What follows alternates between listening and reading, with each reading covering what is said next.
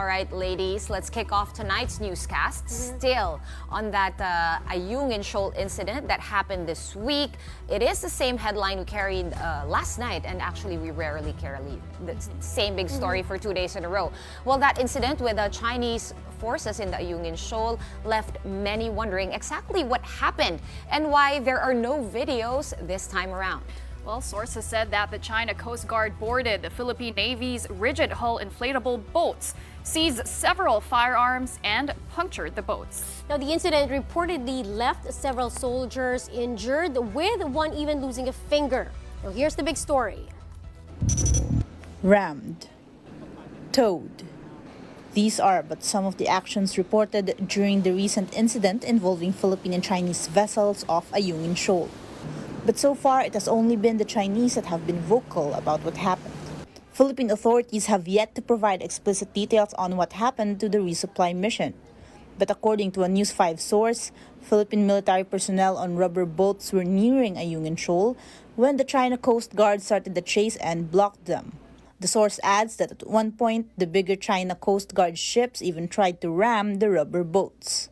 The source also said that China Coast Guard personnel boarded one of the rubber boats and seized several firearms belonging to Philippine soldiers.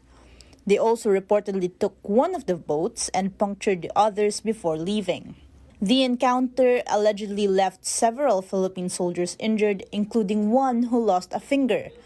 Because of this, none of the resupply provisions made it to the BRP Sierra Madre. China has been reporting that their Coast Guard boarded, inspected, and drove away Philippine vessels illegally intruding in Renai Jiao. They also reported that it's the first time the China Coast Guard conducted on-board inspections. China recently empowered its Coast Guard to detain those it deems trespassers at sea. What's curious, though, is the supposed change in the manner of how the RORE mission was conducted. Another News 5 source said that unlike previous RORE missions, this most recent trip was purely a military-led one. There was no use of civilian chartered boats like the Unaiza May. The Philippine Coast Guard, which usually acts as escort in resupply missions, also took a back seat.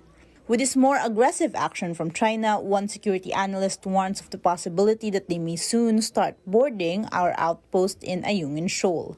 Yung BRP Sierra Madre that represents our territory. Kapag nag-board sila doon sa BRP Sierra Madre, ibig sabihin gusto nilang sakupin ang teritoryo ng Pilipinas. An international affairs expert says China's use of force resulting in injuries for the Philippine side already constitutes as an armed attack, which could be a basis for invoking the Mutual Defense Treaty. It's not anymore limited to a kinetic arm attack.